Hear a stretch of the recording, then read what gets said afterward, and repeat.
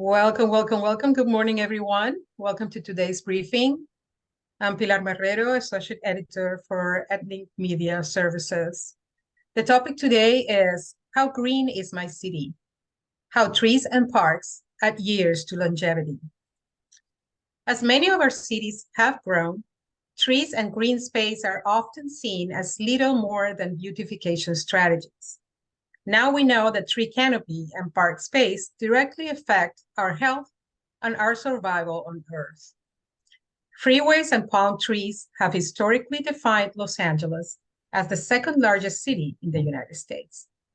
But new research and the realities of climate change have led to a push for more and better green space and efforts to address inequities in access to parks and shade.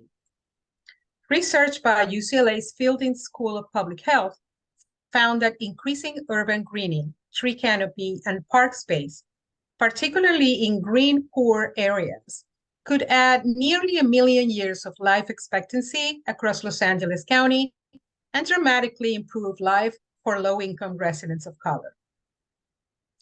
Today, our panelists will explore Los Angeles as a case study in the importance of urban greening, explain the link between green space and human health, and map out what it will take to implement changes that benefit the whole city, as an example for other cities across the country.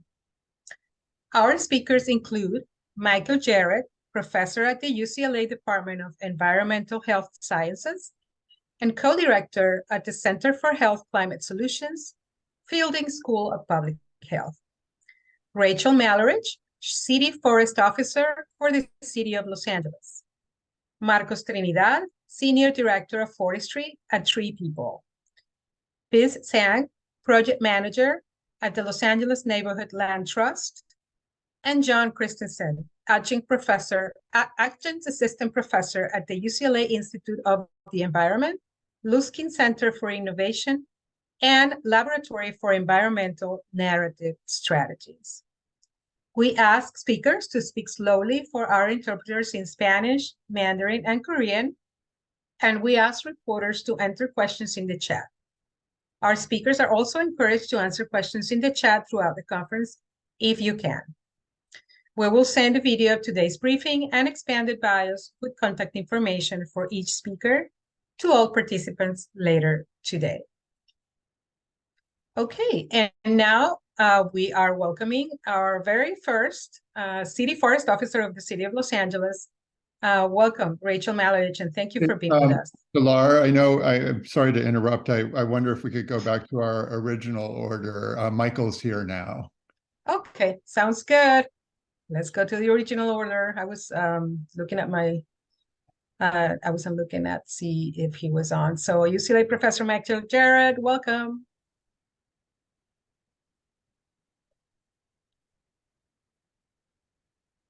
Hello.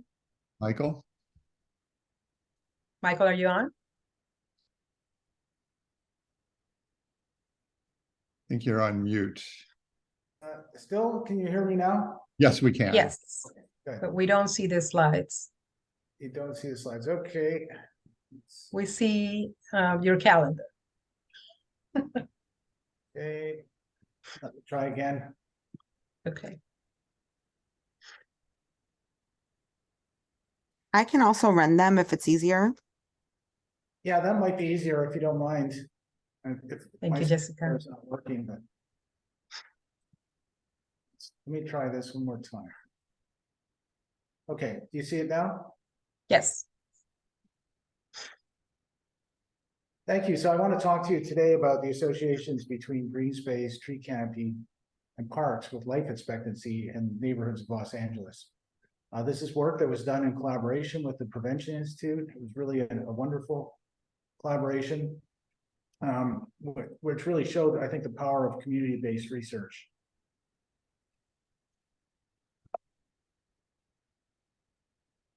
I think Jessica's running. Oh, there it is. Okay. And for anybody that wants to see the full paper, it's here. And I'll just do a shout out to my colleagues at the Prevention Institute, Manuel Aguilera, Alba Yanez, and Jasdeep Baines. When we look at the evidence on green space and health, we can see that contact with nature, both green and blue spaces, so parks, coastal areas, trees, a wide range of human health benefits. And evidence from Los Angeles suggests that green spaces and park access is worse in areas where there are low incomes or large populations of Latinx, Black, and Asian people.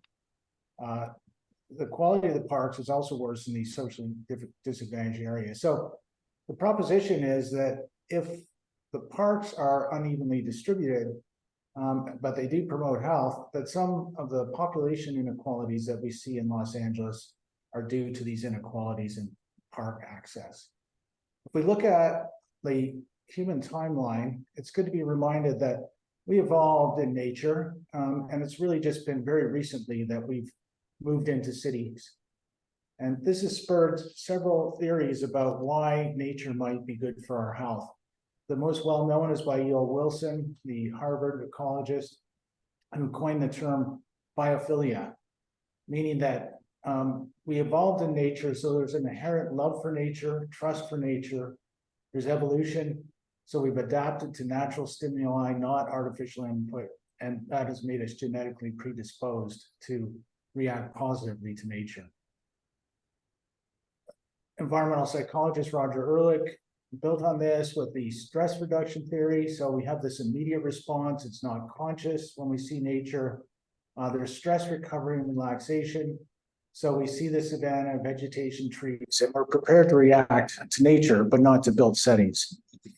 This also has been expanded by the Kaplans, who've said that there's attention restoration. So there's a universal meaning to nature, to people, and general positive values.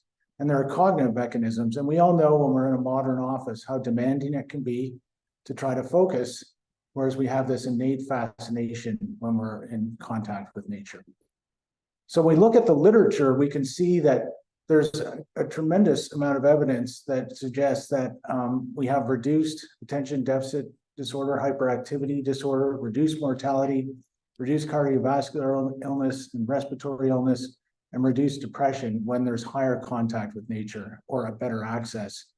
We also see that pregnancy outcomes are improved, so preterm births go down, low birth weights go down, well-being and happiness as measured by validated scales goes up. Cognitive development and brain function in children has also been shown to be improved as academic performance. So against this backdrop, we initiated this collaborative project with the Prevention Institute to assess the association between life expectancy and access to parks, green space, and tree canopy in neighborhoods of Los Angeles. And we hypothesized that life expectancy will have a positive association with measures of green space and parks, and the parks will have a larger impact on life expectancy in areas where without much green space or tree canopy. When we look at life expectancy, there are many different determinants that are listed here. You can see that environmentally, there are negative ones like air pollution, lifestyle factors like smoking, obesity, physical inactivity. I won't go into the details, but I can say that we characterize all of these factors in our statistical model to try to hone in on what impact green space particularly had. This research was made possible by work that was done by the Center for Health, National Health Statistics, the CDC, and the Robert Wood Johnson Foundation, who developed these very small area, these are known as census tracts, estimates of life expectancy. And across Los Angeles, it goes from 68 to 93 years. So if we're somewhere in the South Central area, it's about 68 years. When we go up into Malibu, it goes up to 93 years.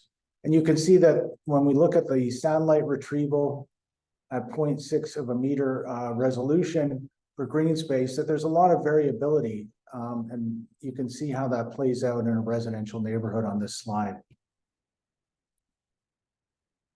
You can also see that the park need is unevenly distributed, and at least visually, it looks like it's correlated with life expectancy.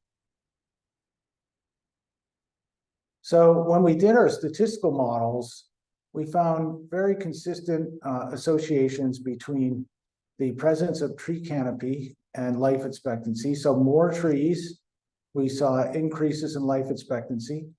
more green space as measured by that satellite image.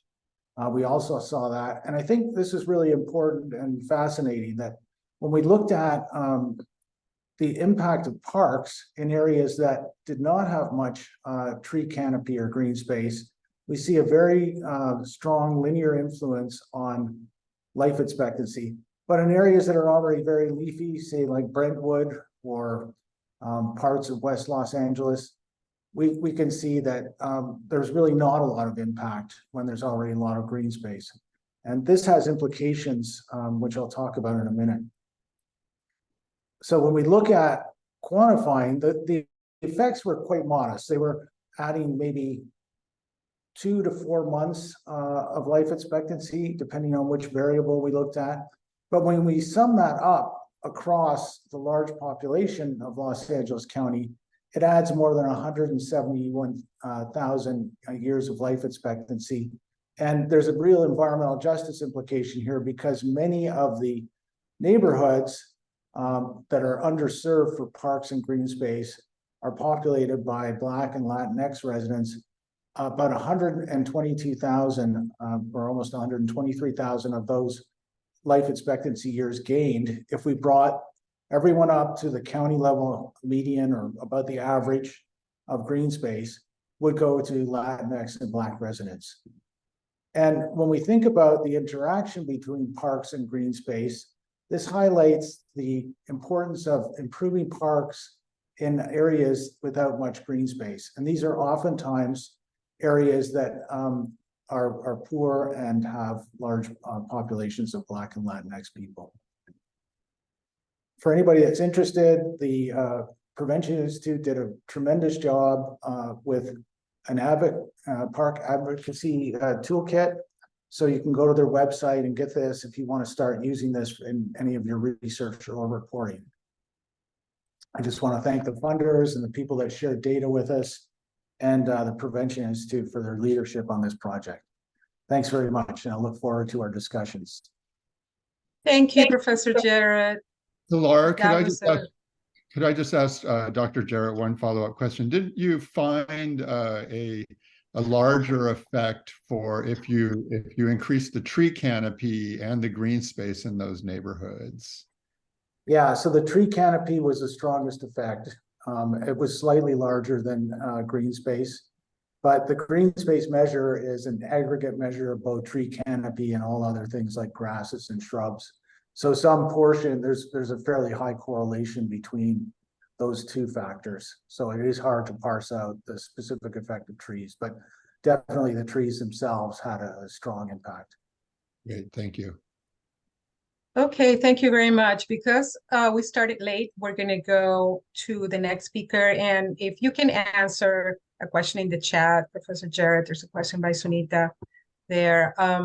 But I'm going to move on and invite Rachel Malarich, who is the Chief Forest Officer for the City of LA, who's going to talk to us about what she's doing and why she is the first person in this position. Rachel, welcome. Good morning, everyone, and thanks for having me. And I really appreciate that we were able to have Dr. Jerrett go first and lay the case so important, of why trees might be important for us to be looking at as the city. So I am the first city forest officer for the city of LA. I started in this role in 2019, and I oversee the Office of Forest Management that's housed within the Board of Public Works within the city. And we look at collaborating with other departments and ensuring that the city is enacting policies and practices that are going to help ensure that we have more tree canopy, healthier tree canopy for our residents. So one of the big projects that we're working on is our urban forest management plan. So you heard about the importance of trees with the prior speaker and all the health benefits that could be provided to our residents if we made sure that we had tree canopy in all of our neighborhoods. But we really need to have healthy trees in those neighborhoods and have trees live their full lifespan in place in order to achieve those benefits. And so in our office, we talk about what I refer to as the 4 pillars of urban forest management for the city of LA. And those are planting, which is the one that people frequently think of, let's plant more trees. but the others are equally important. If you don't have all four, you don't have a healthy urban forest. So we have planting is one, maintenance. How are we taking care of the existing trees in our public right-of-way, our street trees, and in our parks? How are we preserving? So preservation is the third one. How are we preserving existing trees in place when we have new construction, when we have new development? In general, how are we keeping trees in place so that they continue to provide those tremendous benefits to residents? And the fourth one is engagement. And that's acknowledging that in a city, people are a huge part of the urban forest. They can either help the trees be healthy and stay in place, or can have negative impacts. And a lot of people have feelings about trees in their communities. I don't get a lot of feedback on, what maybe another piece of infrastructure like a fire hydrant or a street light. People may care if those work or don't work, but they don't care as much what they look like. But trees, people have a strong opinion about what kinds of trees and how those trees behave in their neighborhoods. And so this engagement pillar, we're looking at, again, educating residents on things like why trees are important for their neighborhoods. We're also listening about what's important to them. What are the aspects of the urban forest or benefits that trees provide that are important to them, and how can we design the city around them, the streetscape around them, to better support the look and feel of the neighborhood and the benefits that they care about. And then, so it's this back and forth, some education and kind of outreach, and then it's also listening to our neighborhoods so that we're designing together what that urban forest looks like and ensuring that it really meets the needs of our residents. So those are the four areas: planting, maintenance, preservation, and engagement, that we as a city want to make sure that we're doing really well. So we're developing this first urban forest management plan, which we're hoping to complete by 2025. And this document will provide a vision for the future and be our roadmap of how we're going to achieve that vision. How are we going to do all those four areas really well? How are we going to use research to guide decision making? How are we going to gather community input for projects and for some of those elements moving forward? So, and how can we really achieve this healthier city? How can we have those benefits of trees be provided to all of our residents so that they can have the benefits of trees that Dr. Jerrett laid out, as well as other ones that we know of in terms of, increased habitat for wildlife, and improved conditions for, slowing traffic and other things that have these impacts on our neighborhoods. So we're developing this urban forest management plan, and we're actually about to kick off a community engagement campaign related to that, because part of developing the plan will be, again, as I mentioned, getting that feedback from residents. And so in January, we'll be having a series of workshops in neighborhoods across Los Angeles to get feedback from folks in person, as well as having a survey that folks can fill out. And the survey and the workshop materials are being translated into multiple languages based on the feedback of our community partners that are going to be helping us deliver those workshops. So just FYI, we want to hear from all the folks that live in LA, what trees mean to them, why they're important, what concerns they have, what areas they wish the city would prioritize. That's what we're going to be looking to get feedback on. So, and this project that we're doing for the Urban Forest Management Plan is being done in partnership with LA County. LA County is also developing their first management plan. We're developing ours. And instead of working separately, we're working together. And we're doing that for two reasons. One is so that we take the best practices and make sure we're applying them across the whole region. The trees themselves don't know if they live in the city or county, but the best practices for how we take care of trees and plan for trees is the same, right? We live in the same area. We have generally similar conditions. So we're working together to make sure that we're aligned on best practices and providing that regional leadership, and making sure that we're talking so that if a new pest or disease that could impact our trees in our urban forest comes online, that we can coordinate better to move quickly to address it. The other reason we're partnering with the county is because we know that we're going to be better off doing joint community engagement and education campaigns. We want to make sure that we're maximizing public resources and not exhausting our residents by having separate meetings. We want to hear from folks together, and we also want to do education together rather than developing our own separate campaigns, both now and in the future. So if we're sharing information with residents, we want to be collaborative. So we're partnering with the county, which is really exciting. And the last thing I'll just share is one of the big components within the UFMP, that's what we are how we're referring to the Urban Forest Management Plan, UFMP, that's for short, is not just looking at those 4 pillars of urban forest management, but we're also looking very specifically at the issue of tree canopy equity. The images that Dr. Jerrett showed you that not every neighborhood in the city has access to trees and green space and all the benefits they provide. And so we're laying out what our equity strategy as a city is going to be, and not just looking at the distributional equity of, making sure every neighborhood has healthy, adequate shade for their public health needs, but also looking at recognitional and procedural equity, making sure that everyone has access to help inform plans in their neighborhood, and making sure that we're really recognizing things that have happened in the past in those neighborhoods, and the different efforts of different groups in those communities. And so with our equity work, we've been partnering with 2 different groups over the past, I want to say 3 years at this point. The Urban Forest Equity Collective, which has been led by City Plant and TreePeople. I know that Marcos is on the call. They're one of the partners in that collective. It's a large group of folks that have been working on a variety of research questions and helping us prioritize where we need to have certain interventions happen first, and how we do good interventions that are going to result in adequate shade for residents. And then the second partnership was with the University of Southern California, USC, their Urban Trees Initiative, and their website, I'm happy to drop in the chat, has a lot of information helping us look at a couple different pilot neighborhoods and thinking about equity criteria. Again, how do we prioritize the areas that have the most need, and how do we do interventions that give us sufficient shade at the end of the day? And the reason that's important is most of the neighborhoods that don't have adequate tree canopy cover, not enough trees, not enough shade, have really small locations available for tree planting. So you think about the neighborhoods you go in where it's all concrete sidewalks, or maybe that grassy strip between the sidewalk and the curb is only 2 feet or 3 feet or 4 feet wide. I can only have city crews plant small trees in those locations, not just small when they're planted, but when they grow to their mature size. We can't have trees in those small spaces that are going to uplift the sidewalk or grow into the building or grow into power lines. So we have to plant really small trees there. And those don't provide us the same benefits. We want large tree canopy covered. We want large areas covered by shade when people are walking in their neighborhoods. And the benefits provided by large stature tree species are significantly greater, exponentially greater than small stature tree species. But the neighborhoods that don't have a lot of shade to begin with only have small spaces for us to plant. And that's part of the reason we've been partnering with these 2 research projects, is to help us understand, where should we be doing something different? Where should our design within the city potentially shift to accommodate more access to high quality green space in our neighborhoods?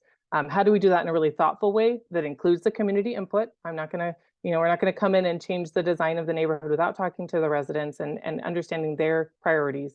And then also, how can we be really strategic about where we can get that maximum benefit when we do have new investments? Because currently, if we plant the existing available spaces in those neighborhoods, we may not get to the canopy that we think we need in order to have a healthy, resilient Los Angeles. So I've gone a little bit long, but thank you so much for having me, and I'm happy to answer questions at the end.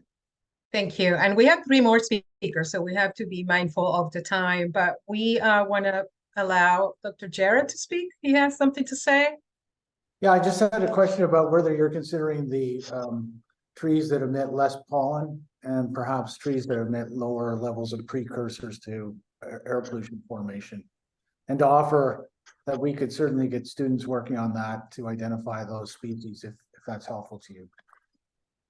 I'll just say in response, those criteria are existing data sets that we have within our tree species, a draft tree species selection guide for the city, but be happy to connect with you further to see if there's additional information or research that we could benefit from.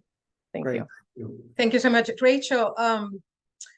Some people in the neighborhoods are not really welcoming of trees, and I know this because Amy Schulenberg from sanitation told me that when we went out in the field here in Boyle Heights, where I live, which is one of the shade-starved neighborhoods of LA. Some people think, oh, it's going to make a mess. It's going to be a problem for my property, or it's going to give me trouble, or, simply some people destroy trees, just young people, maybe burn trees. How are we going to address that issue? And you talked a little bit about that education, but how do you educate? Yeah, so I think there's going to be two things. One is the UFMP document is going to talk a little bit about what education we need to do in the future, what kinds of education campaigns we may need to roll out to help people better understand why trees are important and why we should keep them healthy and in place. But I will say that some of those feelings, my experience, and I know Marcos has also had these experiences, is that when we talk to community members, there is frustration because the trees haven't been maintained. The existing trees have not been well maintained always by the city. And that is, again, one of those 4 areas I say we have to be focused on. If we aren't doing that maintenance piece, we lose some of that public trust. And so the city has been adding additional crews for tree trimming and tree inspection, but we have more that we may need to do there in order to meet the industry standard, which is to visit trees and inspect them and trim if needed every 5 to 7 years. The city's current cycle is closer to 18 years. And so this maintenance issue and having adequate maintenance will, I think, improve some of the public opinion of trees alongside public education. And again, having some listening and making sure that we're aligned with the priorities of the neighborhoods we're working in.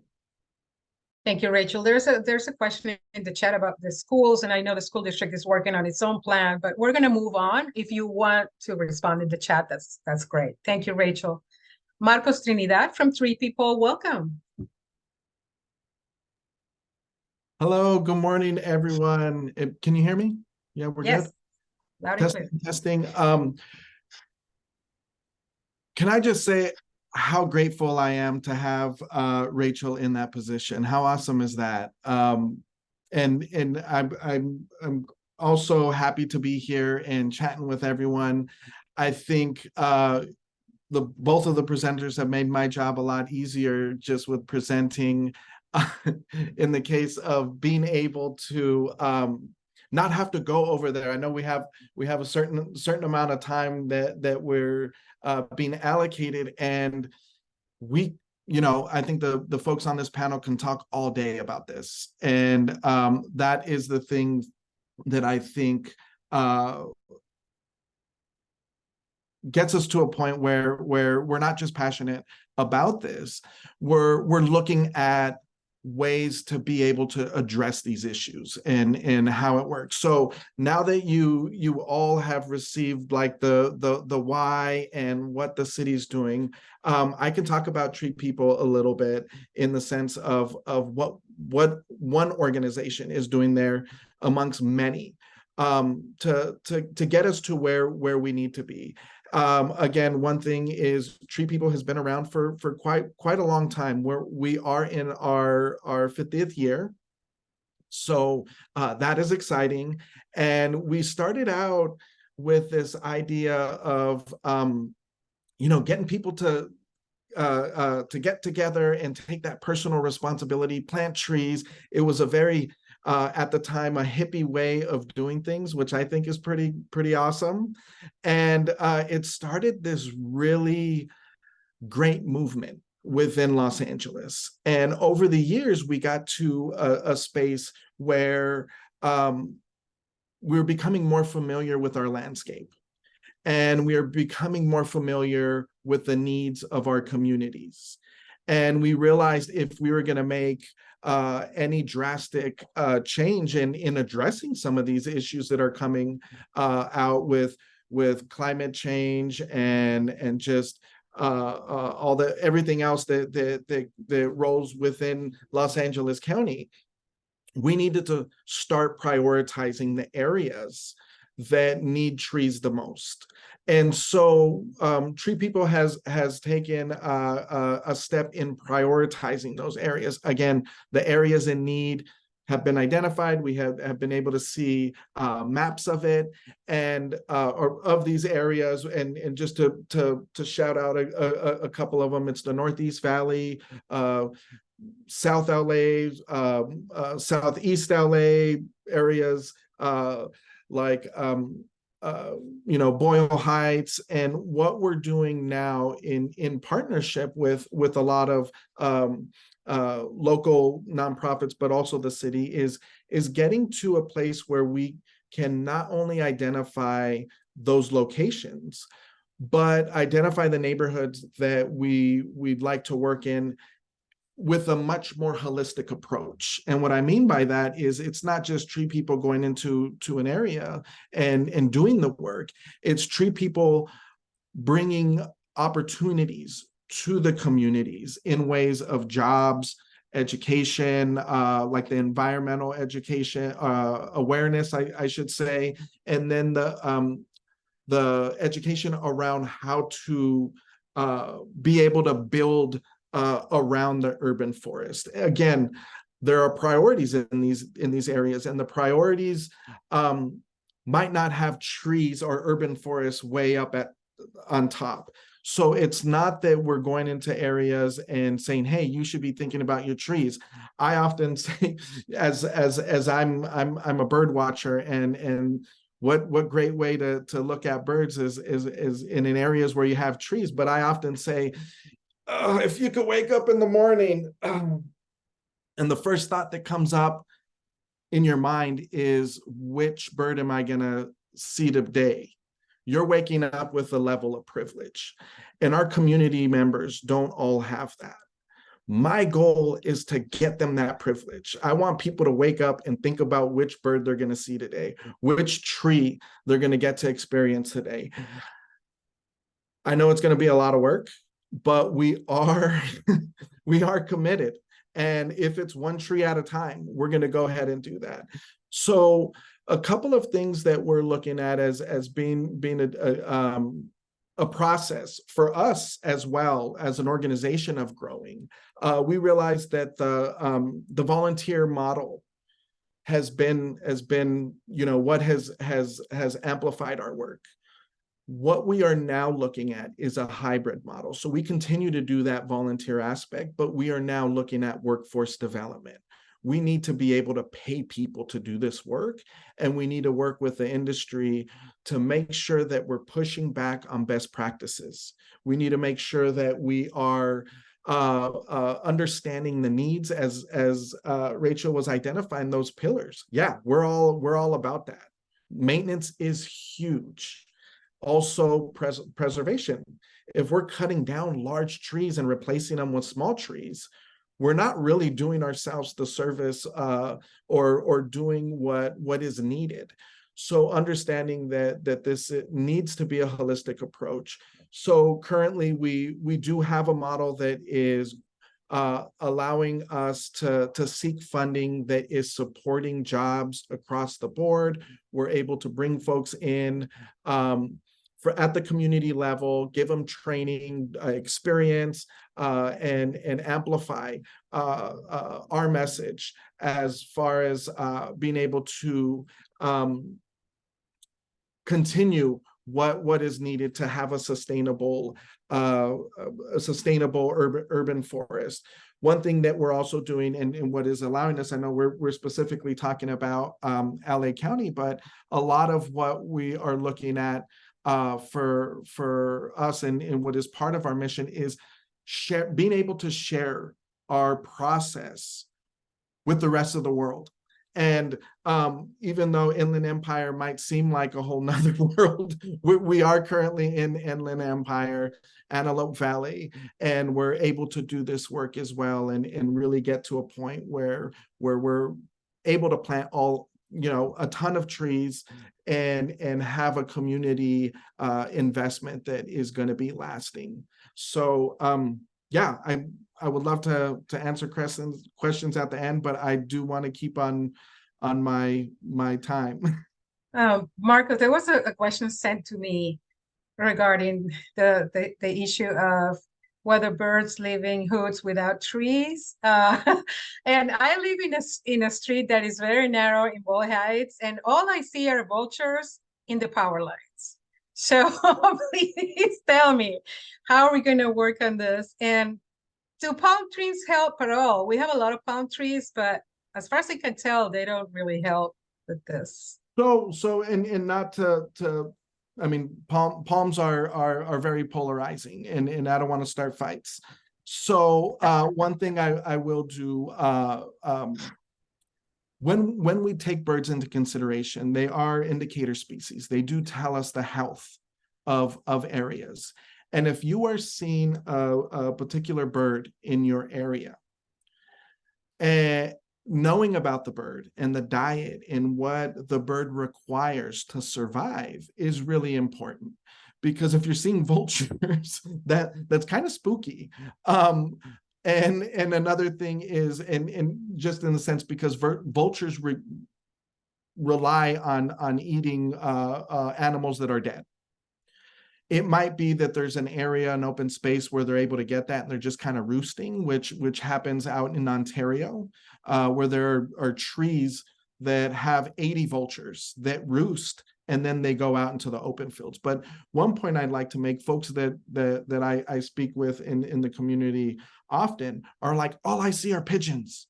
They're rats with wings. And what I say to them are understanding the habits of pigeons are very important, because pigeons are resilient. They eat everything that we eat.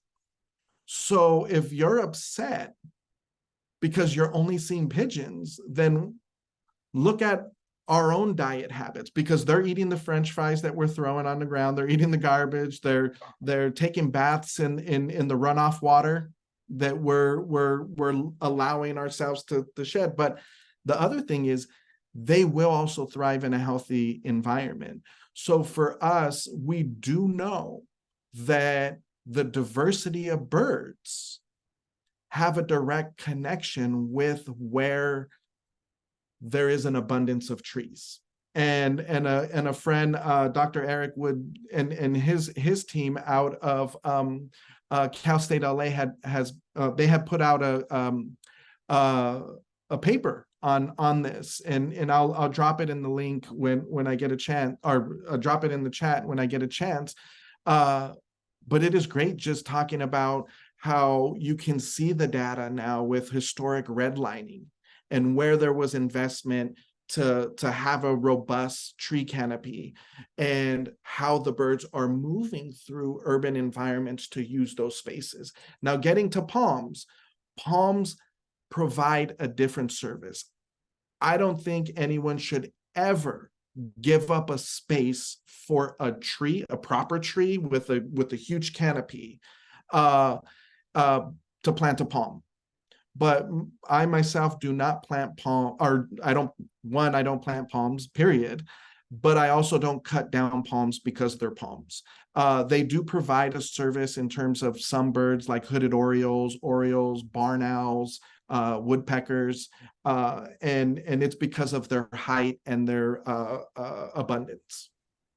Thank you, Marcos. We are moving on because we have two more speakers, and so I welcome Zhang from the Los Angeles Neighborhood Land Trust. Hi, everyone. I'm Bees with the LA Neighborhood Land Trust, as Pilar said. Thank you so much, Marcos and Rachel and Michael and John and everyone for being here. I will be also speaking sort of from a perspective of one organization among so many and what are some of the strategies and tactics that we use around this issue. And we actually collaborate with Marcos and TreePeople on many projects. So just a little bit of background information about the LA Neighborhood Land Trust. We are a nonprofit, and we've been around since 2002. And since over the last 20 plus years, we've created about 30 parks and gardens, serving over 500,000 LA County residents. And in total, it's about 21 acres of green space, public green space. These spaces range from very small pocket type parks, like 0.15 acres, all the way to 8.5 acres, which is our biggest park to date, Wishing Tree Park, down in West Carson, that will be opening in a month or so.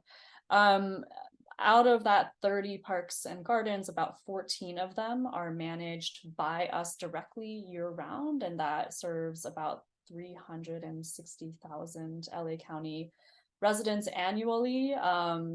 That means that the other parks are usually parks that we have built in partnership with usually municipalities, City of Los Angeles, smaller cities within LA County, or parks that we have helped in developing and then passed off.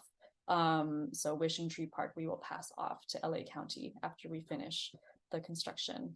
And I think the other panelists have done a phenomenal job of establishing the why, as Marco said as well.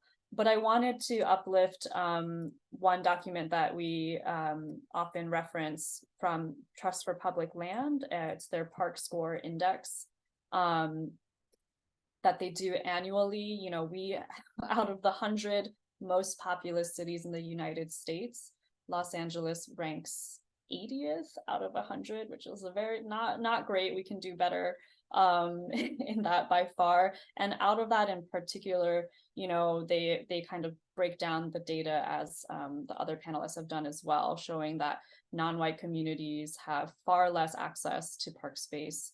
I think 64% less nearby park space than those who are living in white neighborhoods. Or if you want to slice it by class, lower income communities have about 66% less nearby park space than more affluent or higher income neighborhoods. So, you know, our perspective is there's a real need not only to create more public green spaces, you know, and we're talking about parks and gardens to be a part of the ecosystem of the, you know, and part of the urban forest canopy that the other panelists have spoken of. So not just to do this, but to do it explicitly from an equity and justice lens, so that all communities, especially those who have historically and thus intentionally been under-resourced, actually have the access to green space, to the benefits of safety and wellness outdoors, all of those studies that Dr. Jerrett shared earlier. And this also means going the extra mile with our projects. So not just saying, here's a plot of grass for, you know, here's a lawn, but, you know, but going the extra mile with climate resilience, with drought tolerant plants, with a universal design serving community members who have various disabilities or mobility challenges, and, you know, and justice in general in all realms of our lives. So, you know, I'll kind of share a little bit more from 3 core pillars that we practice from, and I'll put that in the chat. The first pillar is community engagement and advocacy. The second is park design and development. And the third is park and garden stewardship. So thinking across space and also across time. And I'm actually going to start with stewardship because the conversation about maintenance is really exciting to me in terms, you know, to reframe as one of stewardship. So of the parks that we ourselves own and maintain, right, operate and maintain, we steward them through a practice of hiring park stewards from within each neighborhood where those parks and gardens are located. So these are part-time employees that work approximately 10 hours or so a week, but they really become and lead, you know, in their communities, strengthening connections between residents, between our stewardship network, between us and our community partners and municipalities. So they are the folks who are, you know, really allowing these public green spaces to thrive and to serve beyond just being some kind of green oasis. Additionally, you know, in our stewardship pillar, we think a lot about our youth. And so we have operated a garden apprenticeship program, or the GAP program, we call it, since 2013. Have worked with over 350 students in South LA in 9th through 12th grade, really thinking about how we can arm the next generation with the knowledge and skill sets to operate in park equity and food sovereignty spaces, you know, developing leadership skills, public speaking skills, and understanding of how we got here so that we can understand how to move forward. Less so on the youth side, we also have practiced a Park Equity Leadership Academy since 2015, I believe, which has been more of a training program for folks, any community members who want to participate in the kind of work that we're doing. And I can speak to more of that to anyone who's interested off of this call. In terms of park design and development, and I'll say that I acknowledge that myself as a project manager, this is where a lot of the work that I do comes into play. My background is as a community organizer, but I'm also licensed as an architect in California. And so, you know, how do we implement is the big question. How do we connect funding sources, outreach and community engagement, you know, in relationship with communities, and actually, you know, break ground and move through design and construction phases to transform acres of space, you know. So that is work that thankfully we never do alone. So one example that we're really excited to be a part of is the South LA Eco Lab, which we're part of alongside Marcos and TreePeople, you know, and a lot of other partners in South LA. We also have exciting projects across the county right now. We have a small park we're working on with the city of Hawthorne. We have projects in the works in Maywood, in Cudahy, and also in Watts.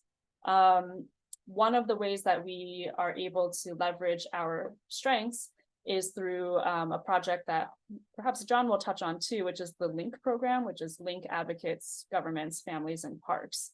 So we are part of 2 of those projects where we are partnered as a nonprofit with more technical expertise with a community-based organization that has the relationships in those areas. So Link South LA is one of our partnerships, and Link Southeast LA is one of our partnerships as well.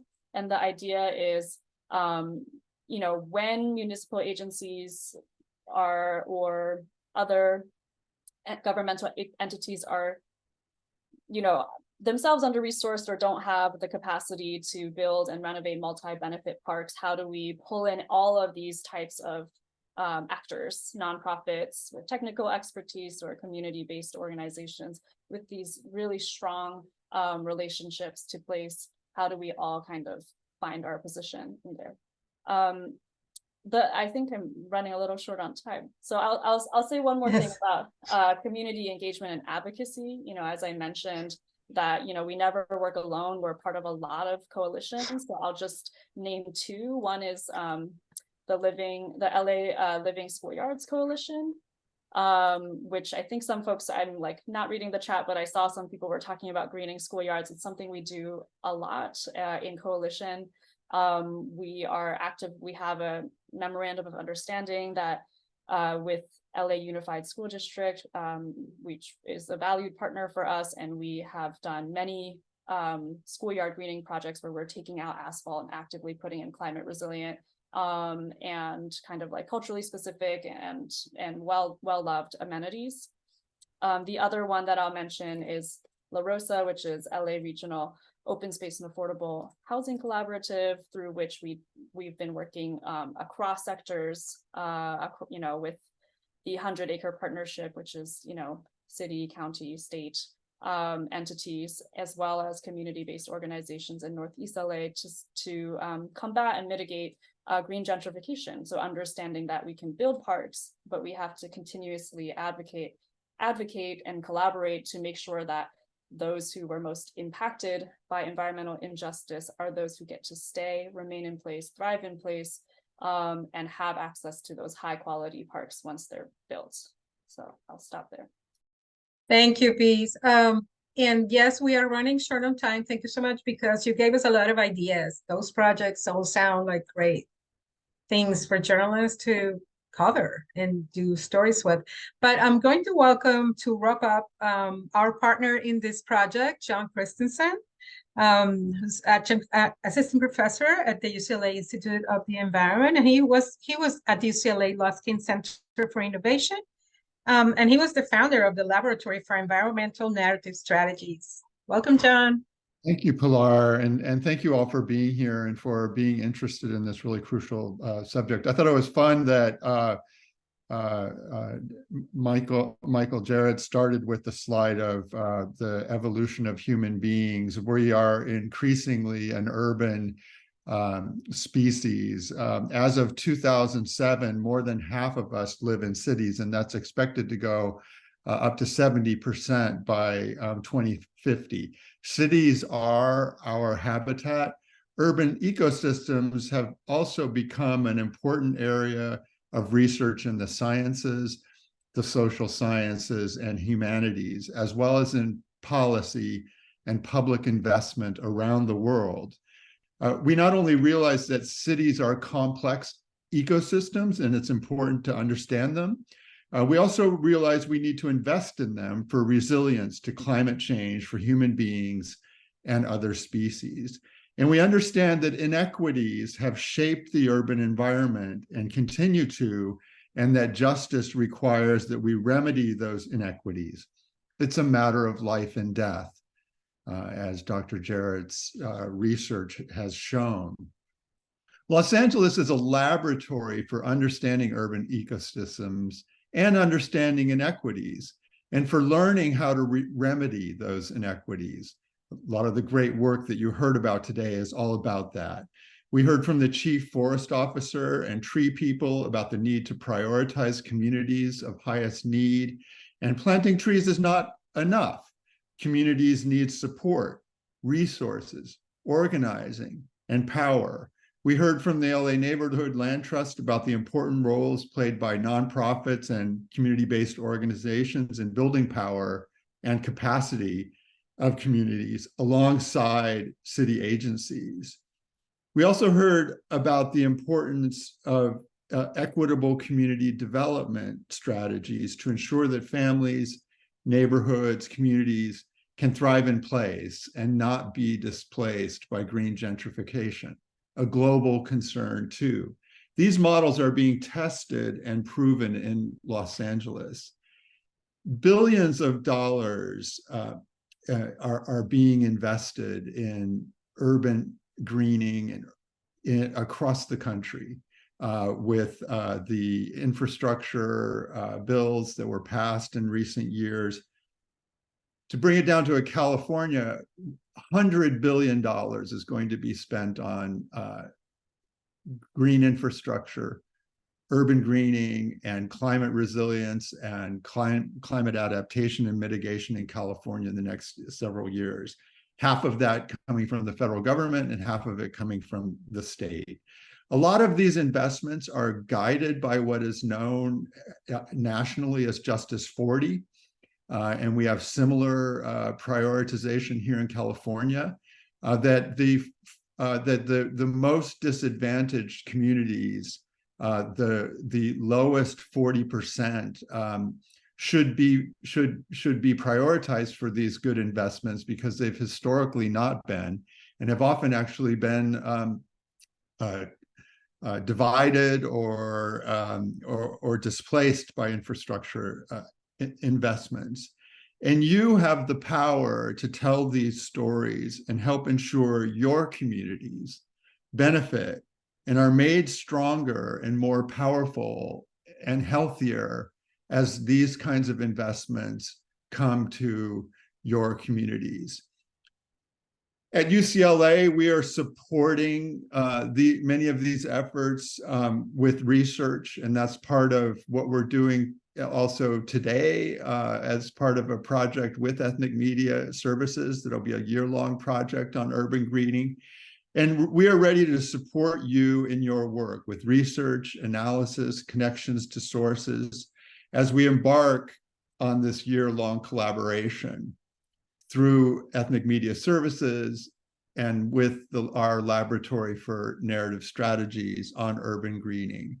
We'll be sending 2 sidebars you can use, and please, if you would like, in your coverage of these subjects that we've discussed today, health and urban greening, and how to plant and care for urban trees. And please consider us a resource as you work on stories about urban greening in Los Angeles, in California, in the United States, and around the world. Thank you. Thank you, John. I'm going to go to each of the speakers again for a last question, and it's going to be a question a little bit off of left field. So can you, each of you, please tell us why you love trees Professor Jerrett? Yeah, I just find that I'm completely innately attracted to them, and I don't know why. So it's that mystery that makes me really love trees. Rachel? It's a loaded question for an urban forester and arborist, but I'll say that being around trees makes me feel better. And when I can go to a local park and look up and see all the branches and leaves and the symmetry, and when flowers fall to the ground, it's like a carpet under the tree that's like equally spaced, but no one did, the tree just dropped the flowers and made this beautiful mosaic. It makes me feel better. It brings out that sense of wonder, in addition to, all the technical benefits, but it just makes me feel good. Thank you. Marcos? Yeah, thanks for the question. I could say like all the shade. I mean, as you can see out my window, I have sun coming in. It helps me, and I'm able to like check out all the birds in the tree. But I think what I'm going to lean on is I love fruit, and so when I have trees that are giving me something that I can eat, I mean, I'm all for it. So avocados, persimmons, oranges, citrus, all that stuff. That's why I love trees. Please. I have an avocado tree in my yard, whom I love. I will say that, we're part of the same ecosystems, the same planet. So their survival, the tree's survival, is our survival. And so just sort of on a baseline level of like, thriving together and reciprocally, and allows us to have the futures that we are working towards as well. John? Well, I would just echo what everyone has said here in the whole conversation today. Trees and urban green spaces give us so much. We need to work at giving back and making sure that everyone has access to those benefits in their lives, which are real. Thank you, everyone. And I'm going to welcome our director, Sandy Cloche. She's going to tell us a little bit about the sponsorship for this project that we're initiating and where it's going to involve you, ethnic media reporters. Sandy? Thank you.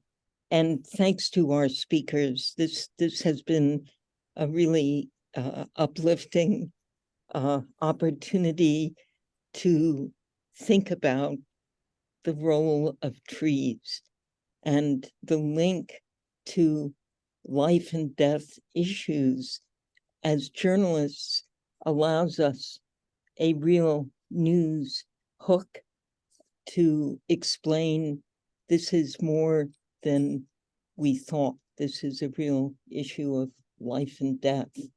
I want to call out the Bezos Earth Fund for giving us a supportive grant that allowed us to hold today's meeting, and more importantly, fund a fellowship program moving into 2024, where our reporters for the Los Angeles region will be able to really move deeper into this subject of urban forests and the role of trees and public spaces and parks. The Bezos Earth Fund slides, which we will send to everyone on this call, explain their $400 million commitment nationwide to creating green spaces. But for us, this opened a very rare opportunity. We know ethnic media have long prioritized environmental topics. It's been very difficult for the kind of funding we receive to support coverage of health issues, education issues, many other issues. Now Bezos has given us an opportunity to connect the importance of urban greenery and urban forests to health. So each of our speakers, we hope we can return to you. We hope our media colleagues will understand your great value as sources for us. And we will be in touch with everyone in our network to talk about this unique opportunity to expand our coverage of the environment and especially give voice, I think, for many of us to our love of trees. Thank you all for joining, and thank you, John, for your summary, and Pilar for your moderation. Rachel Malarich, you are the first, I guess, urban forestry person, which our media in other cities may now begin to question why their cities don't have someone like yourself.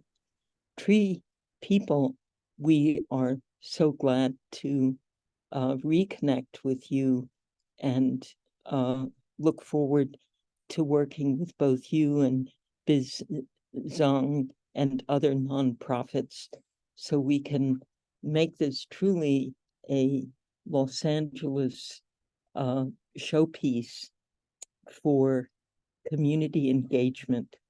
The idea that community engagement is critical to the success of urban greening is your 4 lessons, Rachel, I'll take away from this event, along with the message that this truly is a life or death issue for our cities and their residents. Learned a lot. Thank you so much. And our conference is now closed.